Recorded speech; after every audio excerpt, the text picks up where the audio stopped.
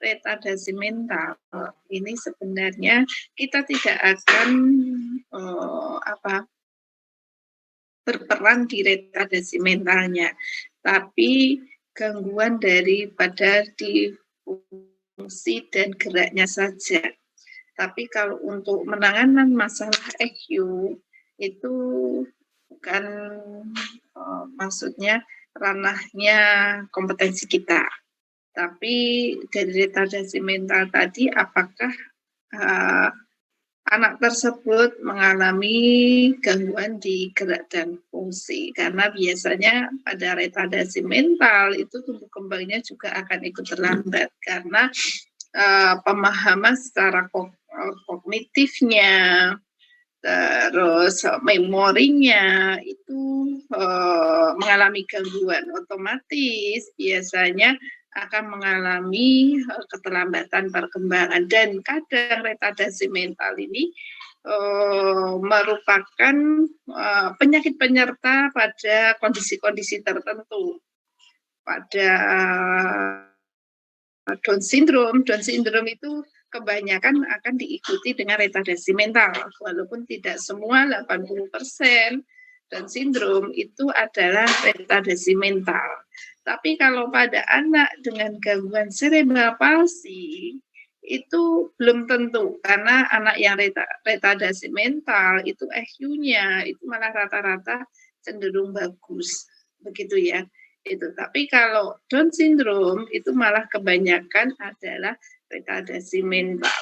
Nah, pada waktu kita melakukan exercise atau program intervensi yang kita berikan pada anak-anak terutama dengan gangguan penyerta yaitu retardasi mental, ini akan mengalami hambatan karena anak akan susah sekali untuk menyerap atau memahami apa yang kita sampaikan. Atau kalau pada anak kita memang tidak bisa melakukan perintah, tapi kita mengenalkan beberapa gerakan yang nantinya yang kita berikan berulang-ulang, itu yang nantinya dia akan termemori di dalam memori panjangnya. Makanya pada anak-anak kita berikan terus-menerus. Dan kita mengenalkan beberapa gerakan, posisi gerakan, dia akan kenal, oh kalau merangkak seperti ini, duduk seperti ini. Lah, itu kalau pada anak-anak yang mempunyai penyakit retardasi mental itu sangat susah sekali. Karena biasanya gangguan sensoriknya itu mengalami gangguan, dan biasanya nanti juga respon kognitifnya juga akan ikut terganggu. Oke, kita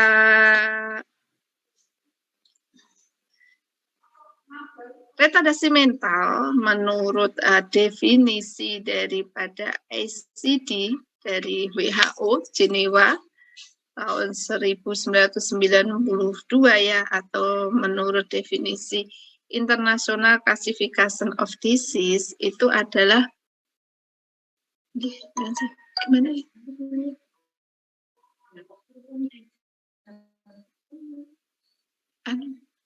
Mbak Astita pakai krisis. Oh iya saya lupa. Bentar ya, sebentar. Saya lupa ya. Sampai saya nggak kepikiran.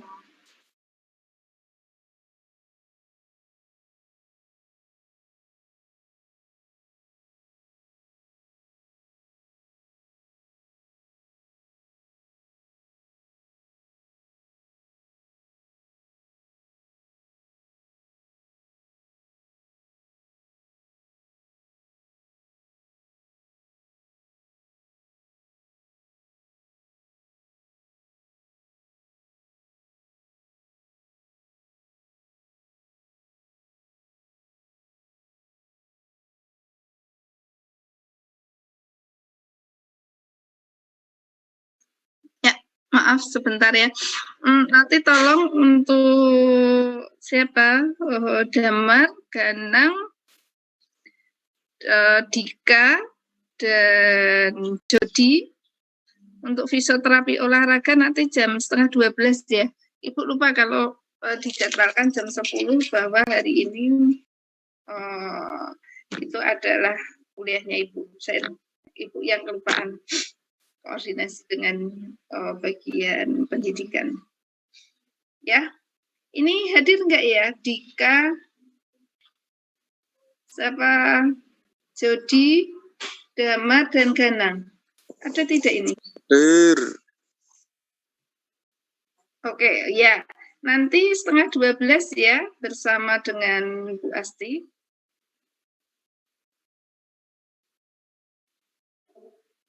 Oke, kita lanjut.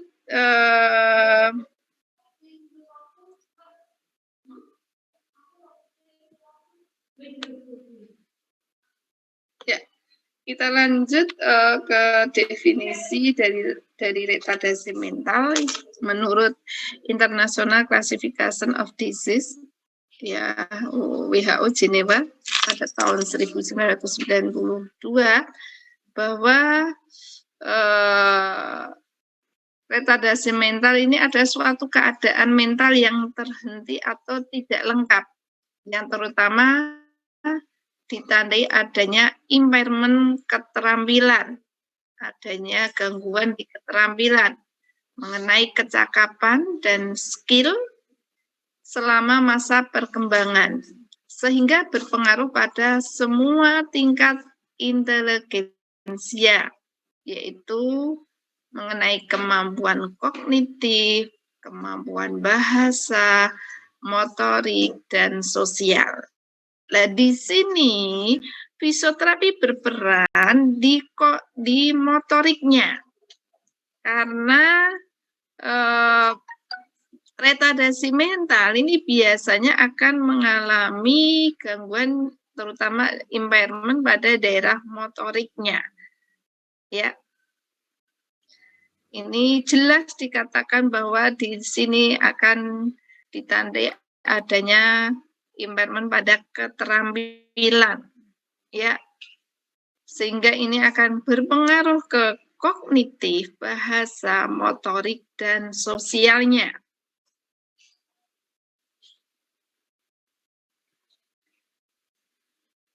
Definisi, selain itu, retardasi mental menurut definisi daripada Diagnostic dan Statistic of Disease tahun 1994, bahwa retardasi merupakan gangguan yang ditandai oleh fungsi intelektual yang berfungsi secara bermakna, yaitu di bawah rata-rata, yaitu 70 atau lebih rendah nilai EQ-nya, yang bermula sebelum usia 18 tahun, disertai dengan defisit fungsi adaptif. Jadi menurut definisi DSM-4 tahun 1994 bahwa retardasi mental itu adalah anak yang mempunyai EQ ya rata 70 atau di bawah 70. Nah, ini disertai dengan adanya gangguan defisit fungsi adaptif. Apa itu fungsi adaptif? Itu adalah kemampuan individu secara efektif menghadapi kebutuhan berdikari yang dapat diterima oleh lingkungan sosial. Jadi anak ini disertai dengan defisit fungsi adaptif. Jadi dia mengalami gangguan fungsi adaptasi ya terhadap lingkungan sosial. Jadi anak ini mengalami gangguan kemandirian.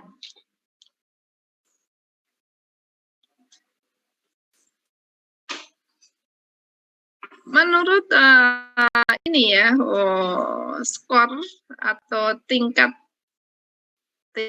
keparahan retardasi mental menurut ICD dan DSM itu bahwa retardasi mental ini dibagi menjadi 3.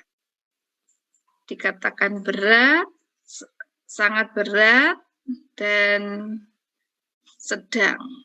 Ya, retardasi mental yang sangat berat, EQ-nya itu kurang dari 20. Nah, biasanya ada gangguan adaptif, yaitu sangat tergantung orang lain untuk ADL-nya, untuk aktivitas sehari-hari anak tersebut sangat tergantung kepada orang lain. Dan biasanya anak tidak merespon terhadap latihan. Ya, jadi apabila kita latih, kita ini dia tidak merespon sama sekali, baik dari kontak matanya, begitu ya. Terus pada waktu kita ini, kalau kalian ini ya,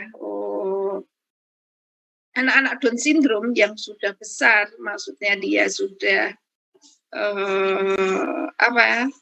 sudah di atas 10 tahun, itu saja kita ini banyak sekali, terutama pada waktu kita berada di SLB Fortuna itu banyak sekali anak dengan gangguan Down syndrome. Ya, itu kalau dia sudah berdiri, kita kenalkan untuk berdiri, sudah lari, sudah enggak masalah. Tapi dia mengalami sedikit gangguan laksiti, terutama pada ekstremitas bawahnya. Itu pada waktu kita latih untuk kita memberikan, ayo coba dorong-dorong untuk jongkok aja. Itu susah sekali. Kontak matanya sama sekali tidak ada. Bahkan nanti kadang anak tersebut untuk kebutuhan sehari-hari, maksudnya aktivitas sehari-hari itu pun pamannya pipis itu kan termasuk aktivitas sehari-hari juga ya, maksudnya dia kalau anak-anak seperti itu kadang kalau nggak ada orang tahu-tahu sembunyi di pojok gitu ya, di pojok ruangan atau pas di pojok tahu-tahu pipis seperti itu. Padahal ya anaknya sudah besar 12 tahunan, itu sering terjadi pada waktu kita melakukan pengabdian di Kostronada. Itu tahu-tahu nanti pipis di pojok di situ gitu. Terus kalau suruh duduk, kita mengenalkan duduk saja, duduk gitu aja, dia nggak paham begitu. Dia memang ini tergantung EQ-nya ya. Kalau untuk EQ-nya di bawah 20 itu memang sama sekali tidak ada respon. Itu benar-benar di sana untuk kasus Down syndrome itu rata-rata memang ada gangguan retardasi mental, cuma derajatnya berbeda-beda, ada yang sangat berat dan sedang. Kalau sedang ini masih kita masih bisa kadang untuk kita ajak komunikasi ya, begitu. Kadang anak seperti itu kadang tahu-tahu karena kalau sudah dewasa itu kan dia ada gangguan di sosialnya juga. Karena sudah dewasa dia sudah mengenal, menyukai lawan jenisnya begitu ya. Itu nanti kalau ada perempuan tahu-tahu mencium begitu itu di ini gitu. Itu memang benar-benar terjadi hal yang seperti itu. Jadi kadang membahayakan terhadap orang lain juga kalau tidak benar-benar dijaga. Gitu. Karena kalau melihat cewek yang memang agak ya ini dia kan sudah, karena memang ya usia itu tidak bisa dipungkiri ya, dia sudah mulai menyukai lawan jenis, itu tahu-tahu nanti mencium ya, tahu-tahu nanti dekat seperti itu. Pada waktu kita pegang kalau sama yang laki-laki dia tidak mau, sukanya sama perempuan. Nah ya perempuan aja milih, kadang suka yang cantik begitu. Itu ada beberapa hal yang seperti itu. Selanjutnya retardasi mental yang berat itu nilai untuk EQ-nya itu antara 20 sampai 34.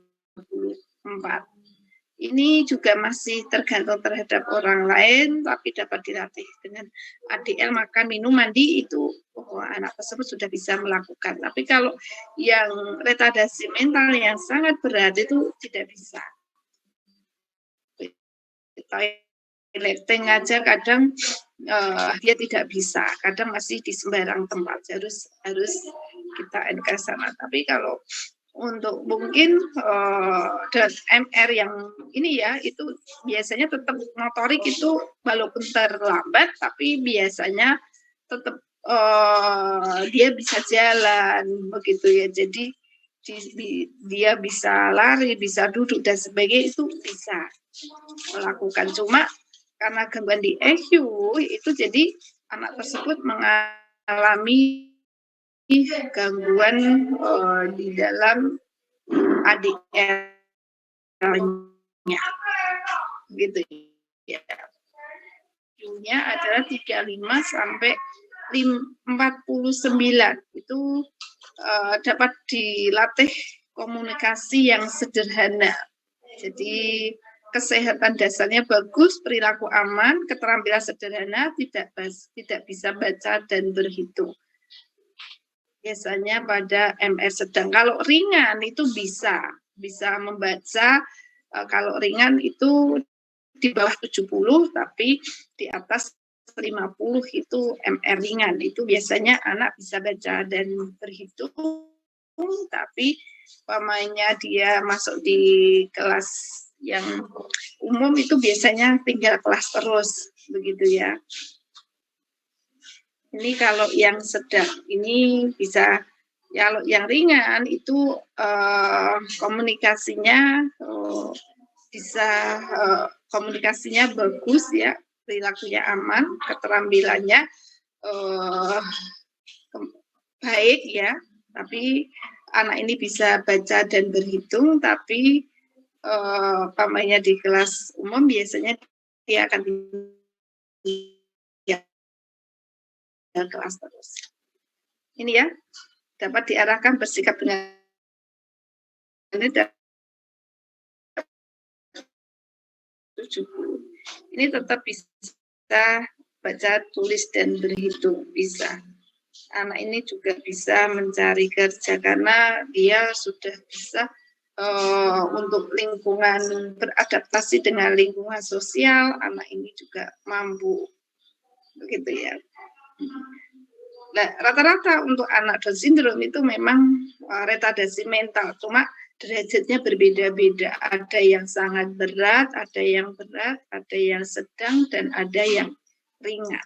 Kalau yang ringan itu anak itu bisa berkomunikasi dengan baik, bisa adaptasi dengan lingkungan, begitu ya. Terus selanjutnya dia juga bisa dapat mencari nafkah. Jadi anak ini tidak terganggu sepenuhnya terhadap orang lain. Gitu. Jadi kita harus bisa membedakan di antara retardasi mental dengan demensia. Demensia itu kemunduran fungsi intelektual. Kalau demensia itu biasanya kemunduran fungsi intelektual ini terjadi biasanya tidak dari sejak lahir, ini terjadi pada lansia, pralansia sampai lansia, begitu ya. Itu berbeda. Demensia EQ-nya baik, ya. Jadi tidak masalah. Kalau retardasi mental itu EQ-nya itu di bawah rata-rata. Dan ini biasanya memang dari sejak lahir. Mungkin ini gangguannya secara ini jelas setiap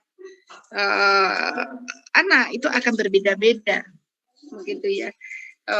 Biasanya retardasi mental ini adalah penyakit mental pada kasus-kasus. Di sini ada yang mau ditanyakan.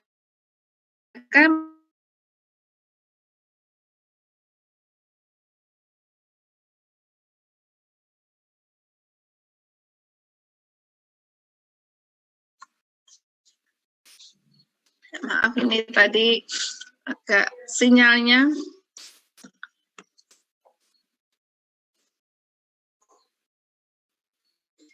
Silakan kalau ada yang mau ditanyakan sebelum kita lanjut ke spina bifida. Kita sekedar tahu saja mengenai retardasi mental. Apa sih yang dinamakan retardasi mental? Selanjutnya derajat dari retardasi mental. Jadi kalau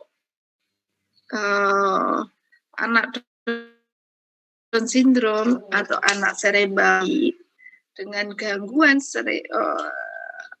MR ya, itu kita akan semakin sulit untuk melakukan intervensi. Prognosisnya akan semakin jelek, begitu ya. Terutama kalau yang MR-nya sangat berat. Jadi EQ itu menentukan keberhasilan daripada intervensi yang kita berikan.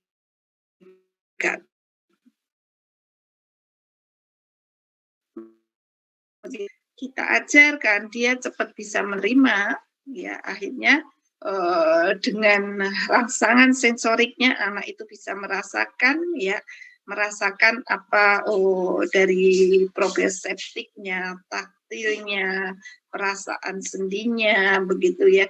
Itu anak itu akan otomatis kita lakukan terus menerus, maka nanti akan ada respon, begitu.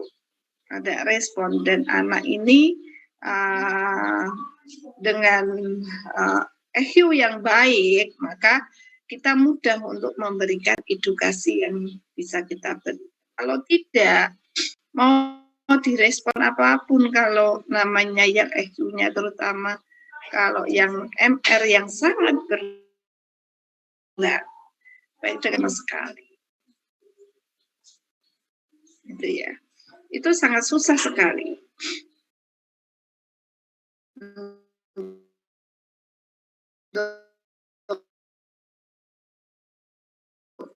Ini ya, prognosisnya itu sangat jelek. Jadi kalau kita lihat pada waktu kita melakukan treatment pada penderita cerebral palsy, kita lihat, oh ini bukan termasuk MR atau enggak EQ-nya bagus. Kalau kita ajari dia cepat bisa, begitu ya.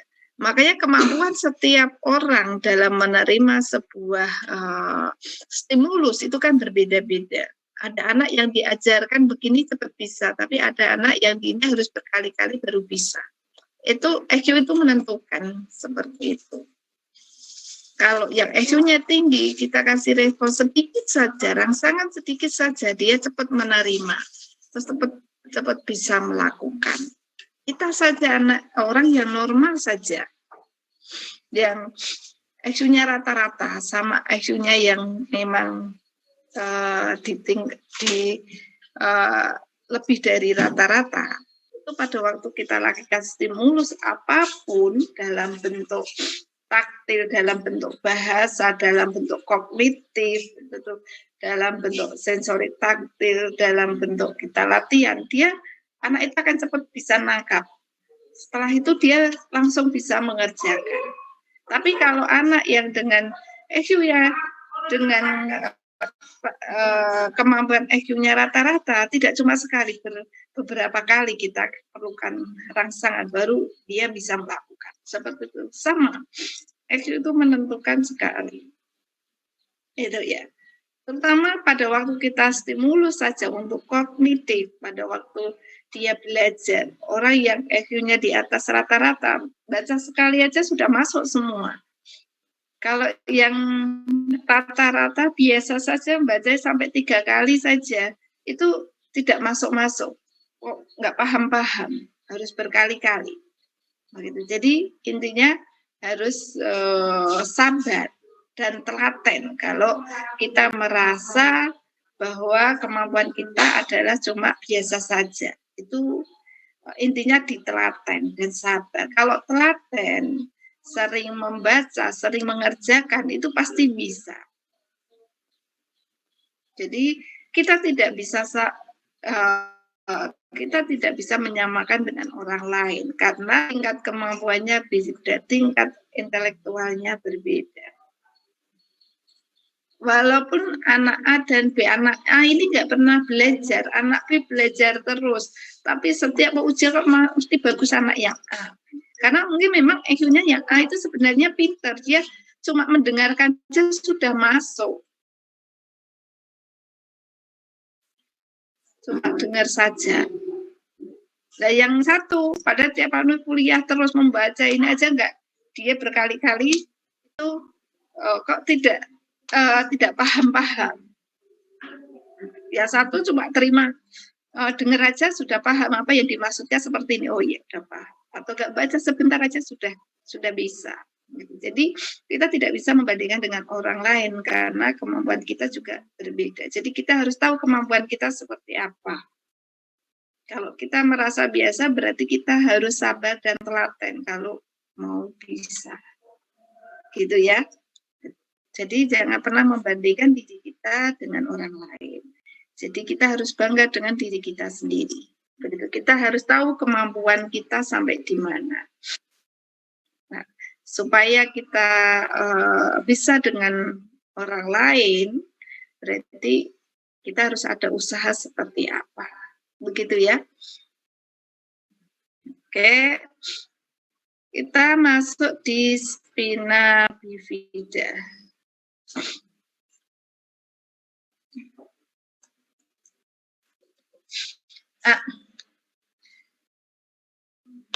Mungkin kalian sudah pernah dengar dan mungkin juga pernah lihat anak-anak dengan kelainan spina bifida.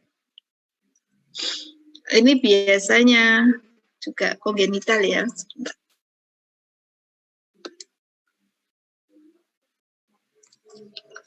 Benar ya.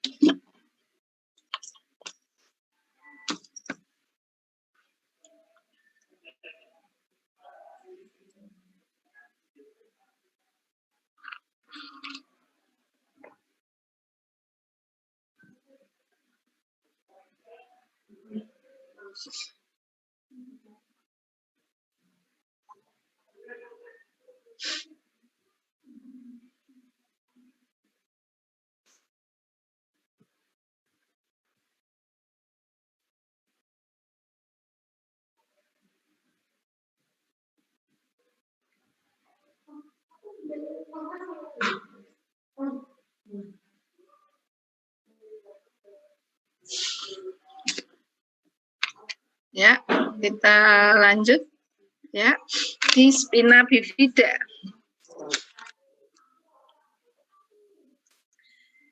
Spina bifida, kalau kita bilang spina itu adalah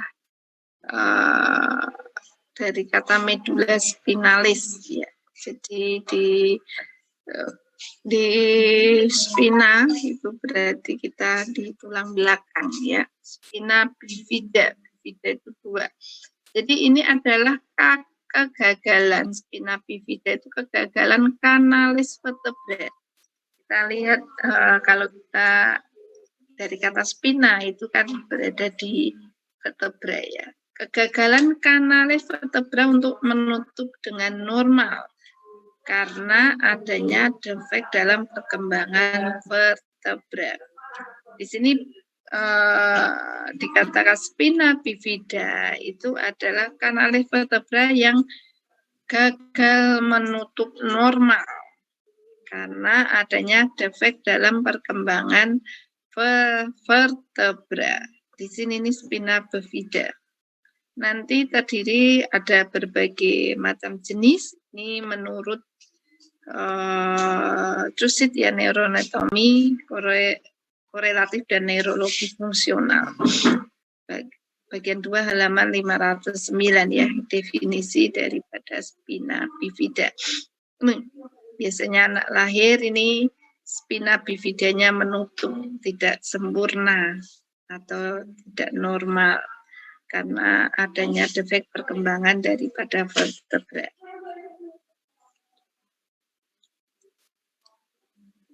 Ada dua kelompok besar, yaitu spina bifida. Coba, kasihan ya anak kalau dengan kondisi seperti ini, karena ini nanti akan mengalami beberapa gangguan terutama di motoriknya. Ada dua macam besar, yaitu dari spina bifida, ada spina bifida occulta dan spina bifida cistica. Spina bifida occulta ini adalah kelainannya itu terdapat pada arkus vertebra, pada arkusnya tanpa adanya herniasi jaringan. Jadi di sini kita lihat ini ya. Ini spina bifida. Ini kelainannya yaitu pada daerah kelainan yaitu pada arkus, pada daerah arkusnya. Ya, dia tidak bisa menutup secara sempurna. Arkus itu kan biasanya di sini, terus anunya di sana, arkus menutup ke posterior ini, di sini prosesus spinosus ini kan tidak, cuma sampai traversus saja, dia tidak bisa menutup sempurna. Ya, ini kalau tidak disertai dengan herniasi, ini kalau diikuti dengan herniasinya. Ya, nih, ya, gitu. Biasanya spina bifida occulta itu akan ini ya.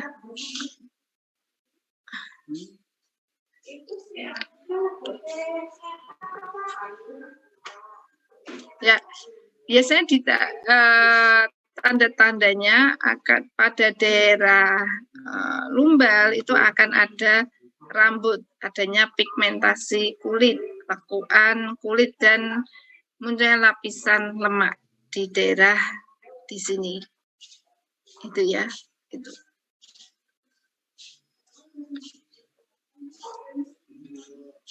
Spina bifida occulta biasanya sering terjadi pada lumbal 5 sampai sakrum 1. Biasanya occulta itu karena tidak terjadinya herniasi, itu cuma terjadi adanya kelainan pada arkus ya, arkus vertebra yang tidak menutup sempurna tanpa adanya herniasi. Biasanya anak tidak menunjukkan gejala. Jadi di situ cuma ada lipatan kulit kayak lemak itu ya. Bila ada gejala, biasanya kelemahan otot, kalau biasanya tidak terjadi gejala, upama ada gejala pun itu biasanya cuma ada kelemahan otot, terutama yang disarafi oleh lumbal 5 dan sakrum 1. Itu biasanya pada anggota gerak bawah, dan adanya inkontinensia urin. Jadi anak itu besek, ngompolan. Begitu ya. Selanjutnya adalah yang kedua adalah spina bifida cistica, yaitu kelainan pada arkus vertebra. Ini arkus vertebranya tidak menutup sempurna, tapi diikuti dengan herniasi jaringan. Seperti itu tadi yang di gambar tadi yang di depan. Nah, ini adanya herniasi pada jaringan. Ya, keluar. Nah, ini biasanya akan terdapat beberapa gejala, yaitu kelemahan otot atau lesi, ya, terdapat pada ekstremitas bawah.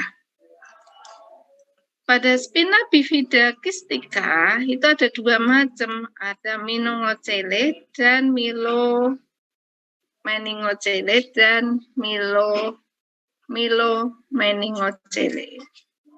Gejalanya itu adalah adanya kelemahan otot dan gangguan BAK dan BAK.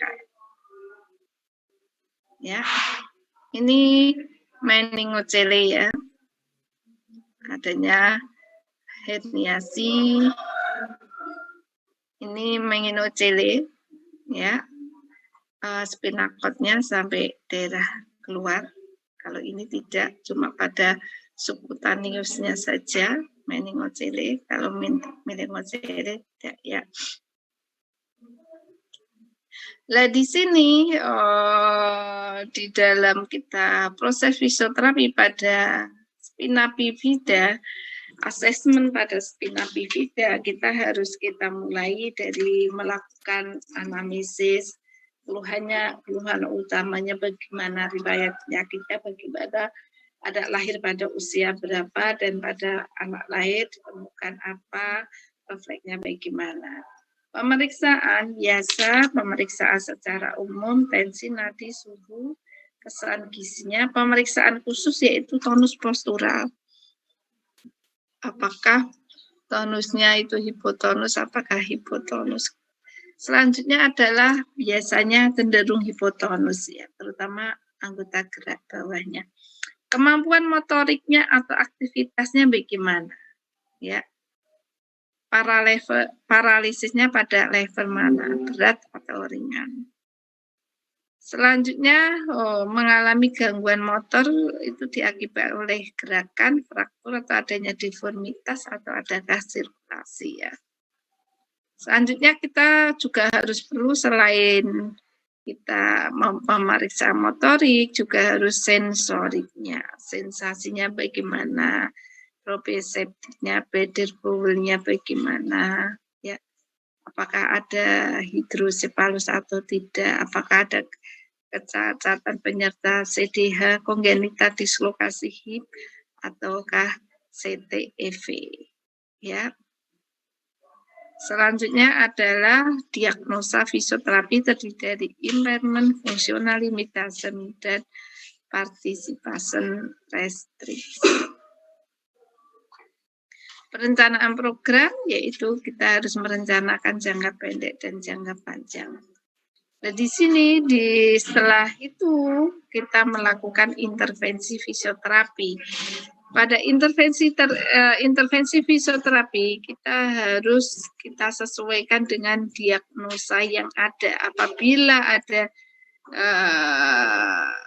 penurunan kemampuan pada daerah lengan, maka harus dilakukan juga peningkatan kemampuan lengan sebagai kompensasi ya.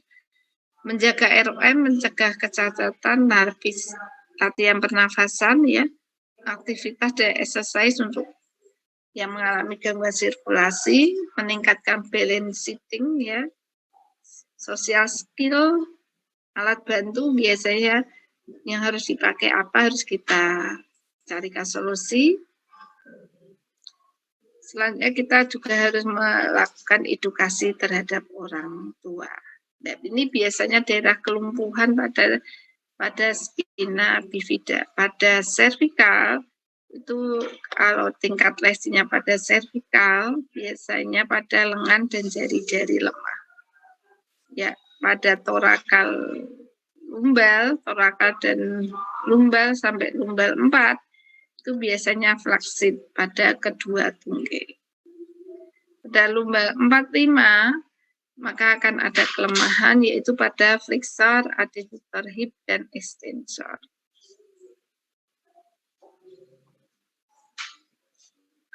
Pada sakrum 1-3 biasanya akan mengalami ini ya, paralisis pada flexor, abductor dan extensor nih ya.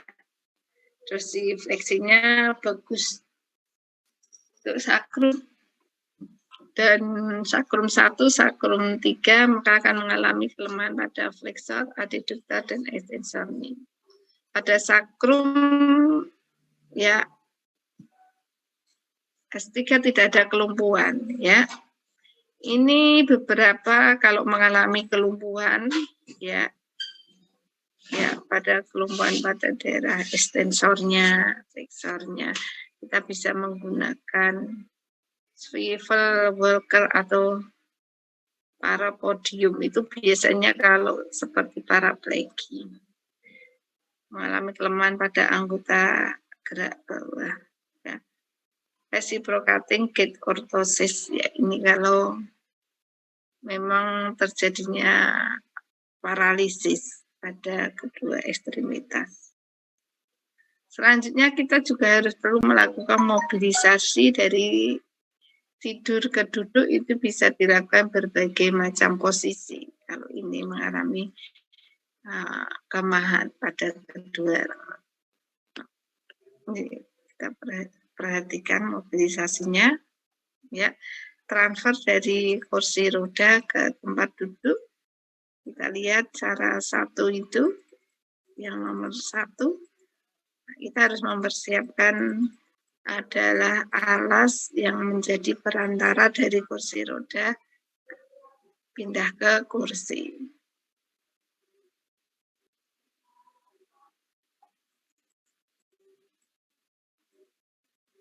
Ya, ini juga tanpa alas itu kalau kekuatan ototnya sudah lumayan, ya, itu bisa langsung, tidak masalah. Jadi tergantung keadaan pasien, ya. Jadi dari transfer dari kursi roda ke duduk itu bagi macam cara. Ya, kalau yang cara yang ini apabila kekuatan otot kakinya sudah lumayan bagus, gitu ya. Itu bisa dilakukan dengan cara kalau yang berada di samping, gitu ya. Nah, ini transfer dari kursi roda ke bed, ini juga berbagai macam cara. Nah, ini kalau dari depan nanti, jadi tumpuannya adalah di kedua lengannya. Nanti terus geser ke depan. Nah, ini juga bisa dari belakang. Kalau dari belakang ini biasanya yang belakang ini kursi rodanya itu sudah disetel, bisa diturunkan atau tidak bisa dibuka di belakang. Kalau tidak ya nggak bisa, lebih bisa dari depan atau dari samping. Itu ya. Oke, begitu. Ini beberapa bentuk latihan penguatan otot-otot hip, ya, flexor, terus lifting calf muscle, ya, pada daerah atau meniusnya, stretching hamstring, ya, stretching tractus iliotibialis, ya. Ini. Dan beberapa bentuk latihan breathing exercise apabila pasien juga mengalami gangguan pernafasan, stretching, keseimbangan duduk, transfer dari kursi roda ke kursi atau dari kursi roda ke bed, dan latihan berjalan. Ini memang harus kita harus kita praktekkan, ya. Kita sudah punya kursi roda, jadi besok kita praktekkan mulai minggu depan. Harusnya minggu ini, cuma kan minggu ini kebetulan bersamaan dengan PPS, jadi tidak memungkinkan untuk kita tatap muka. Silahkan kalau ada yang mau ditanyakan mengenai spina bifida.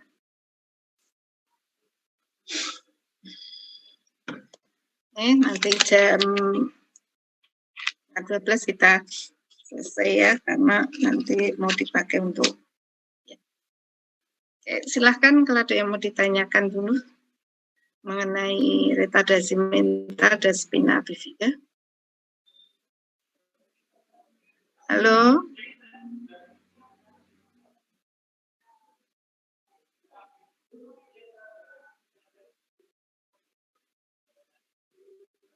Silahkan kalau ada yang mau ditanyakan.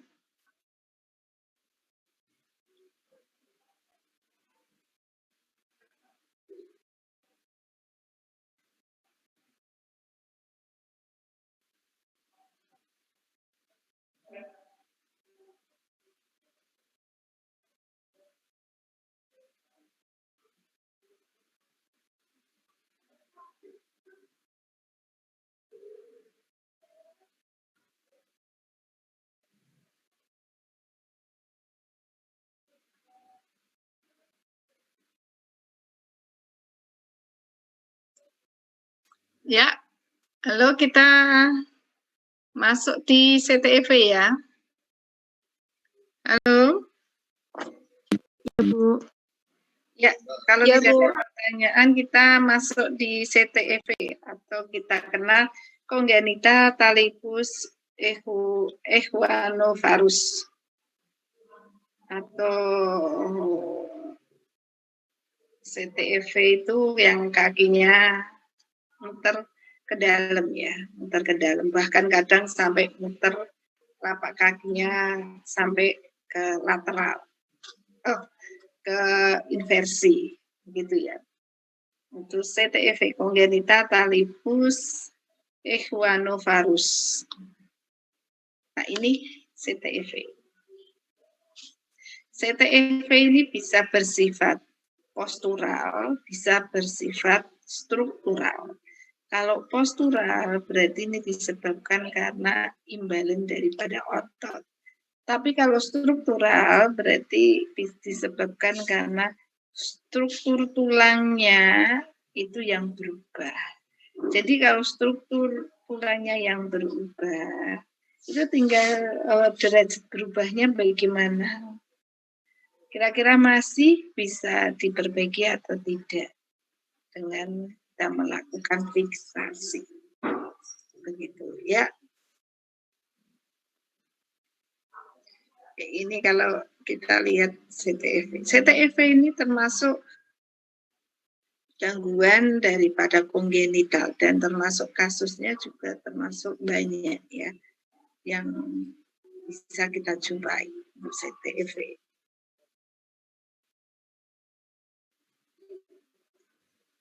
Nah, begini, jadi derajat CTEV juga akan berbeda-beda. Kalau kita lihat yang pertama, ini kan sangat berat. Ya. Kemungkinan perkiraan ini adalah struktural atau postural. Halo? Ini perkiraan adalah struktural. Ya. Kalau yang postural itu biasanya tidak sampai seperti ini ya. Nah, ini kalau yang ini kemungkinan bisa postural. Pernah lihat pada penderita hemiplegi itu CTEV? Halo? Halo? Pernah lihat enggak? Untuk penderita hemiplegi itu penderita CTEV juga ada gangguan CTEV. Pernah lihat belum? Belum, Bu. Belum? Nah, penderita hemiplegi itu juga bisa menyebabkan CTEV karena di situ terjadi imbalan otot. Dan ini kasusnya juga banyak ya. Karena daripada ini adanya gangguan atau adanya deformitas pada penderita hemiplegi itu banyak sampai CTEV kan berarti pasien ini pada waktu melakukan aktivitas, pada waktu tidur itu tidak melakukan positioning. Itu ya. Kalau sampai CTEV itu perkembangannya kan semakin lebih sulit untuk penderita stroke. Ibu sudah menemukan berkali-kali untuk CTEV. Kalau nggak salah, Jody mana? Ada Jody? Halo Jody? Ada tidak ya? Jodinya ada? Belum gabung ya Jody?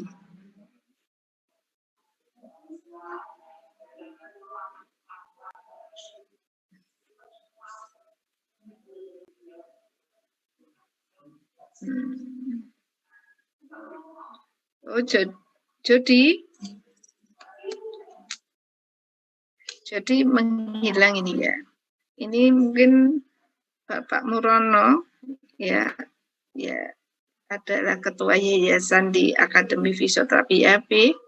Yayasan kita itu juga penderita stroke atau hemiplegi, tapi salah satunya juga CTEV. Itu ya. Jadi cerebral palsy Itu juga banyak yang CTEV. Itu disebabkan sebenarnya dari postural, karena terjadinya gangguan distribusi tonus otot, sehingga menyebabkan imbalan pada otot tersebut. Nah, di situ akan pada postural itu akan berkembang menjadi struktural apabila tidak cepat dilakukan penanganan atau preventif.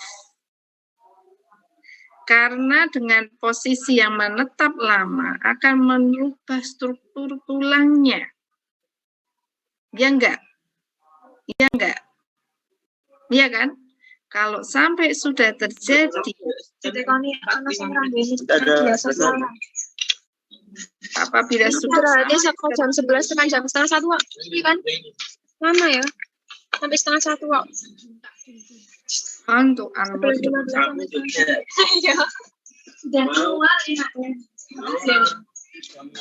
halo anak Amalia di unmute dulu.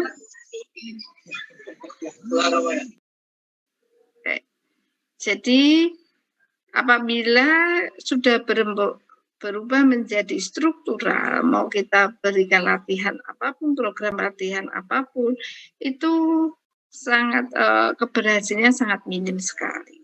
Maka kalau sudah struktural, sebaiknya kita lakukan operasi. Jangan kita melatih secara konservatif, baiknya tetap tidak bisa, karena kalau posisi tulangnya berubah, pamannya dia talusnya, masih ingat ya daripada anatomi, daripada di daerah kaki itu ada calcaneus, ada talus, terus ada navicular, terus ada apa lagi? Form 1, 2, 3, dan ada cuboidium. Itu kalau sampai dia berubah, talusnya, apanya dia ke depan, selanjutnya navikularnya dia sedikit ke lateral. Begitu, itu sangat sulit sekali. Itu karena di situ ligamennya nanti pada bagian dalam itu dia akan mengeras gitu, sementara di bagian lateralnya dia akan terulur. Nah, kita amati juga bahwa ligamen itu adalah stabilisasi pasif. Begitu. Jadi sangat sulit apabila sudah struktural. Kalau pada anak struktural kemungkinan masih bisa karena anak itu pada masa perkembangan, begitu ya. Tapi pada orang yang sudah melewati masa perkembangan, itu ya, itu sangat sulit, begitu ya.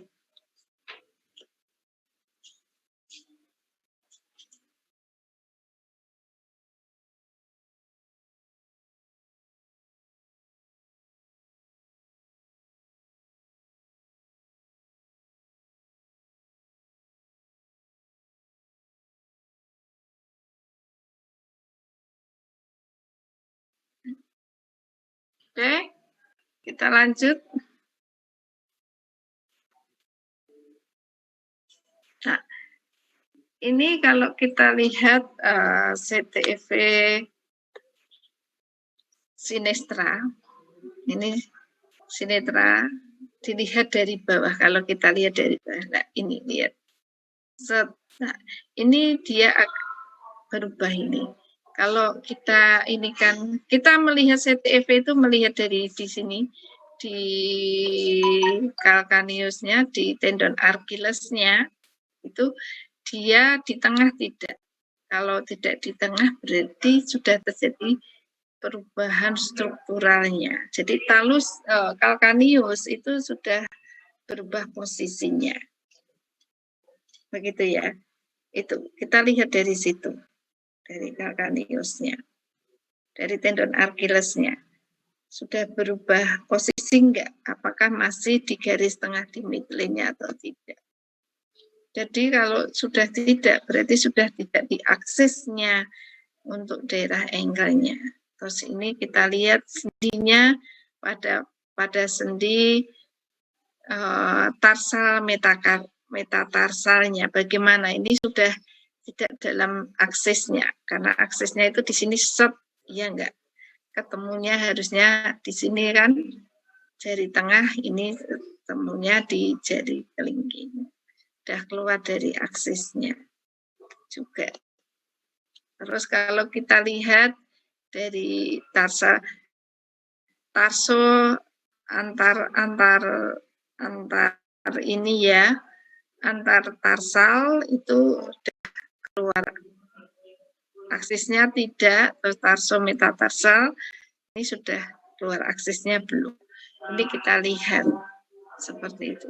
Terus kita lihat berapa derajatkah. Nah, biasanya kalau pada bayi itu nanti pakai sepatu koreksi, ya akhirnya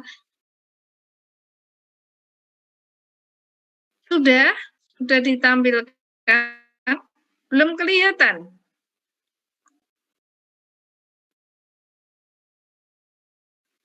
Oh ya, masih Spina ya.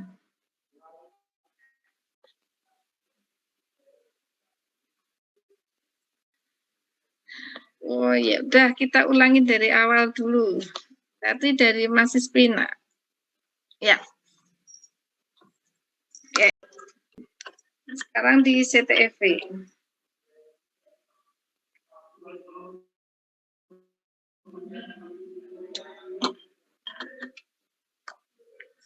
Genital talipes equanus varus.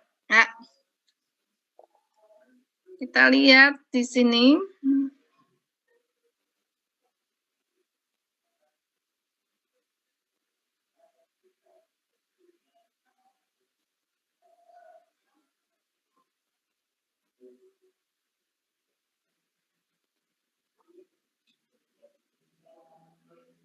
Sebentar ya. Ini kita lihat CTFV. Nah, CTFV itu seperti ini ya. Oh, jadi posisinya ke suplinasi, selanjutnya inversi dan plantar fleksi posisinya pada daerah ankle. Dan biasanya pada daerah media terjadi kerutan, terus pada daerah sini talus menonjol, dan pada bagian lateral itu yang mengkilat, gitu ya. Ini tanda daripada CTFV. Nah, ini kalau kita lihat ini CTFV pada kaki dekstra, kita lihat ini pada talusnya. Talusnya cenderung menonjol, ya. Selanjutnya kita lihat pada CTFV sinestra. Kalau kita lihat pada bagian bawah, kita sebenarnya kita bisa melihat pada daerah aksis pada tendon Achillesnya bagaimana, masih di tengah atau tidak. Kalau tidak berarti ini, kalau iya berarti CTFV itu sudah mulai dari calcaneusnya. Gitu. Biasanya pada anak-anak memakai protese sepatu sampai di sini ya, daerah sini. Begitu. Oke. Congenital talipes equanus varus atau CTFV posisinya adalah plantar fleksi pada ankle dan terjadi inversi dan adduksi. Inversi pada subtaloid, yaitu antara talus dan calcaneus, itu posisinya adalah inversi dan adduksi. Dan pada metarsal kita lihat ini ya, ini terjadi inversi, ada subtalarnya antara dan adduksi ya, ada di oke. Selanjutnya tipe daripada CTFV itu ada dua, postural dan struktural. Kalau postural tidak ada tulang atau struktur sendi yang abnormal. Ini benar-benar disebabkan oleh gangguan, biasanya adalah bisa neurologi, bisa gangguan pada ototnya, bisa gangguan di tonus ototnya, distribusi tonus yang ada gangguan distribusi tonus sehingga menyebabkan menyebabkan imbalan pada otot. Gitu. Ya, ini bisa kita lihat pada penderita cerebral-palsy, anak-anak penderita stroke atau hemiplegia ini sering mengalami yaitu CTFI karena pada kasus-kasus yang berhubungan dengan CP dan hemiplegia itu kan ada gangguan di distribusi tonusnya. Nah, di situ karena disebabkan oleh banyak faktor, kemungkinan positioningnya tidak diatur, terus pasien tidak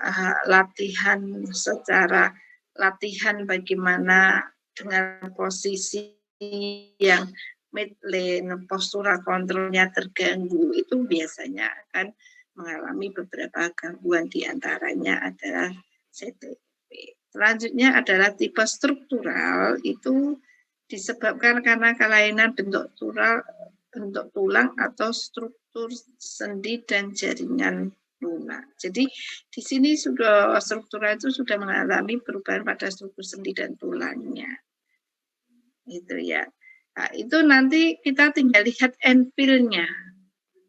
Kalau end-feel-nya sudah hard, ya sudah tidak mungkin bisa kita perbaiki. Maka harus kita lakukan operatif.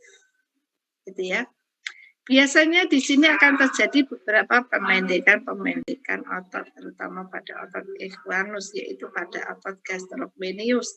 Karena kalau kita plantar seperti ini, gastrocnemius menjadi memendek, soleus tibialis posteriornya, flexor hallucis longusnya, daerah sini juga mengalami pendek, flexor digitorumus juga iya.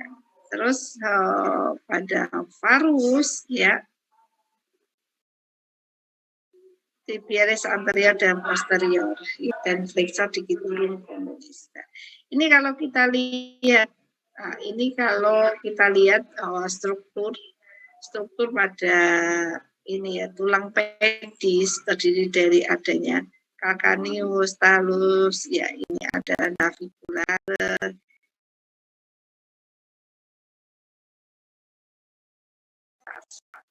Nah, kalau kita lihat di sini kita lihat ini terjadi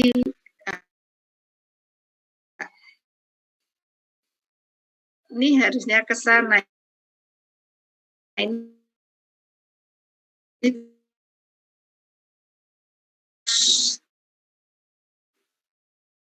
navikular juga mengalami ADD dan inversi.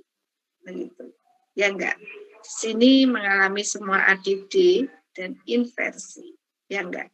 Ini maka akan merubah daripada struktur persendian tersebut, merubah daripada ligamennya, merubah dari ototnya. Kalau seperti ini nanti yang kontraksi mesti pada bagian dalam terus, di sini ligamennya terulur, di sini akan melakukan ngerut, jadi nanti akan terjadi pengerasan pada ligamen daerah medial, pada lateral akan terjadi stretch.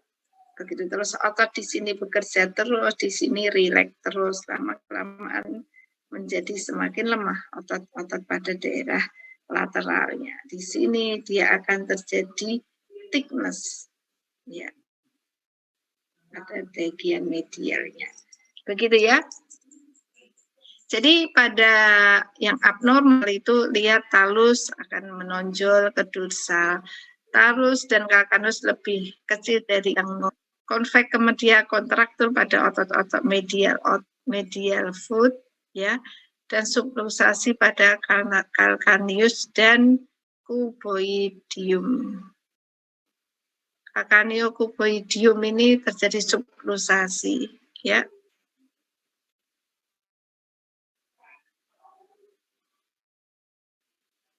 Ligamen dan kapsul sendi overstretching. Ligamen dan kapsul sendi overstretching pada bagian lateralnya.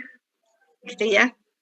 Nah, ini kalau kita lihat seperti ini otot-otot pada daerah tunggai bawah karena posisinya adalah cenderung plantar fleksi, ini akan mengalami kontraktil pada gastrocnemius pada daerah otot soleusnya.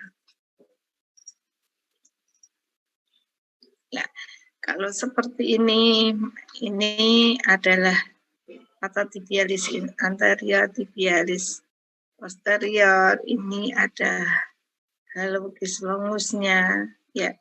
Ini yang akan nanti mengalami kelemahan.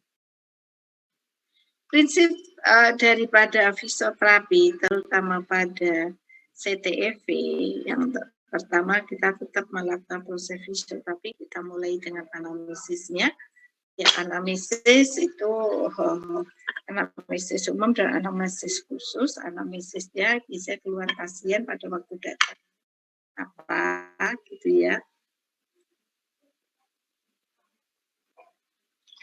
Kita akan melakukan inspeksi posisi kakinya seperti apa, harus kita gambarkan, kita deskripsikan di situ, palpasi, ya. Selanjutnya ada pemeriksaan gerak dasar. Dan prinsip terapi di sini adalah prinsip intervensinya itu adalah koreksi postur dengan splinting, dengan splint, ya. Selanjutnya adalah mobilisasi forefoot, ya. Kita lakukan mobilisasi, terutama kita buat ke arah eversi. Terus stretching tendon Achilles, ya. Tendon Achillesnya. Kalau kita soleus harus kita tekuk sedikit, terus kita tarik pada daerah tendon Achillesnya. Koreksi aktifnya yaitu aktif eversi dan dorsifleksi. Sebenarnya sama kita pada waktu kita jalan, itu kan kita cenderung ke awal langkah itu dorsifleksi. Gitu ya. Ini beberapa splint ya. Kita bisa menggunakan Dennis Cron-Hobby splint. Nah, ini untuk mengoreksi daripada tunggainya. Ini Dennis Brown splint with strapping, jadi ditambahkan strappingnya. Ini untuk stabilisasi.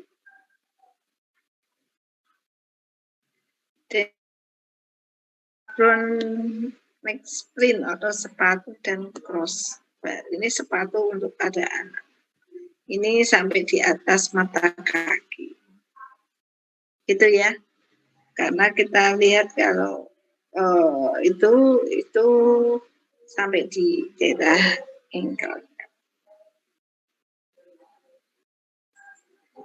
Proses fisioterapi kita tetap melakukan yang itu, pemeriksaan khusus inspeksi posisi kaki, harus diamati kemerahannya, ada bengkak atau tidak, dan alat bantu. Palpasi itu suhu lokal, tonus, ROM aktif, dan pasifnya bagaimana, selanjutnya kemampuan fungsionalnya, ya, kemampuan aktivitas garis motornya bagaimana. Diagnosanya terdiri dari ada impairment functional limitation dan partisipasi restriction. Biasanya kesulitan berjalan karena kelainan bentuk kaki, plantar fleksi, inversi, dan abduksi karena pemendekan otot dan ligamen bagian medial foot dan Achilles tendon. Ini sebenarnya kalau CTEV itu adalah diagnosa medisnya, diagnosa fisioterapinya itu harusnya begini. Kesulitan berjalan, kan keluhannya kita mulai dari keluhannya dulu, dan gangguan fungsinya, terus gangguan struktur apa, kan impairmentnya, gangguan fungsi dan gangguan strukturnya di apa, itu masuk di impairment.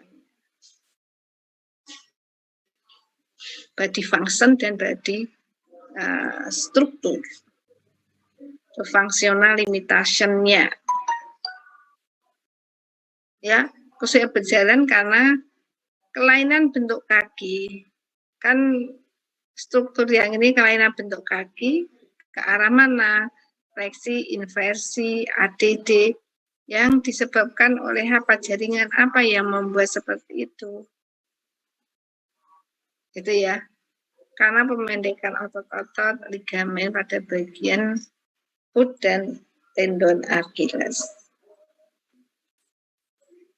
Itu adalah diagnosa fisioterapi. Jadi memang diagnosa fisioterapi tidak akan memakai namanya CTV.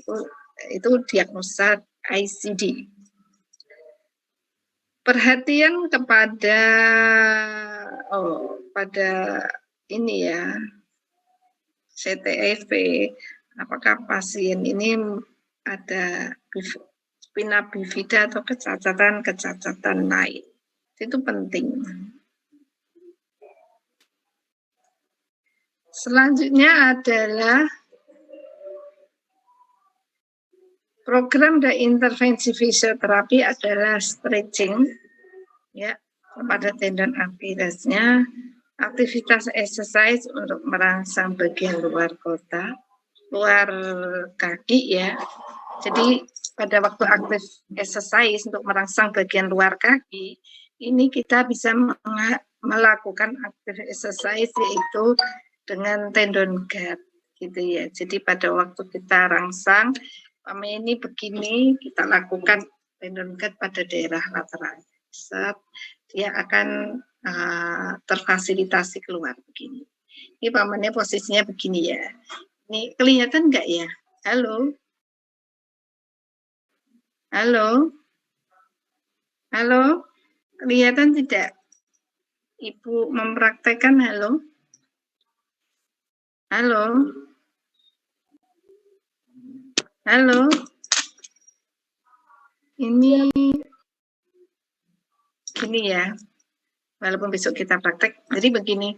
Jadi kalau posisinya ini anak ini seperti ini, kita lakukan di daerah ini kita tendon itu begini. Nah, itu adalah untuk aktivasi. Latihan untuk aktivasi untuk merangsang pada bagian luar kaki. Gitu ya. Itu. Placing reaction berdiri dan berjalan. Jadi placing reaction itu kita lakukan latihan berdiri, yaitu dengan kita tekankan kaki ke bawah, begitu ya, dengan posisi midline. Itu namanya placing reaction. Ya, berdiri dulu terlebih dahulu. Spleen, ya, dan disebut mobil spleen, gitu ya, atau with strapping. Dennis Brown dengan with strapping atau lain sebagainya, atau Dennis Brown leg spleen-nya. Itu ya, itu dirinya pakai yang itu supaya ligamen itu bisa terulur ya, yang tadi mengalami pengerasan atau pembendekan pada ligamen nanti akan terulur. Terus otot juga demikian. Jadi jadi pada waktu kita sudah berubah posisi, itu otot yang bekerja itu pasti akan berbeda. Coba kalian jalan seperti otot yang bekerja otot mana? Jadi yang bekerja nanti bukan gastrocnemiusnya, bukan hamstringnya, lebih ke tibialisnya nanti. Gitu. Ini pemeriksaan ROM-nya, dorsal dan plantar fleksi. Ya, ini perlu kita lakukan ROM karena memang terjadi keterbatasan gerak, ada inversi, ada eversi. Ya, nanti harus ini kita lihat pada daerah tendon Achillesnya. Ini sudah harusnya di sini masuk ini ke sana. Selanjutnya kita juga ini namanya koreksi postur. Ya. Dia jatuhnya ada semakin dia jauh dari dari jari tengah, maka akan semakin lebih parah. Ya. Ya, di sini silahkan kalau ada yang mau ditanyakan mengenai CTEV.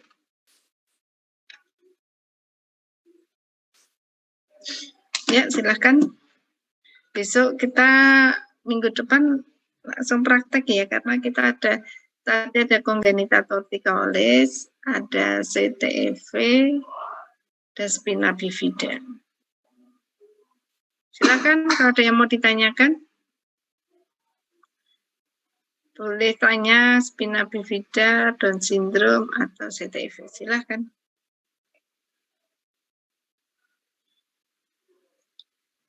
Halo, silakan.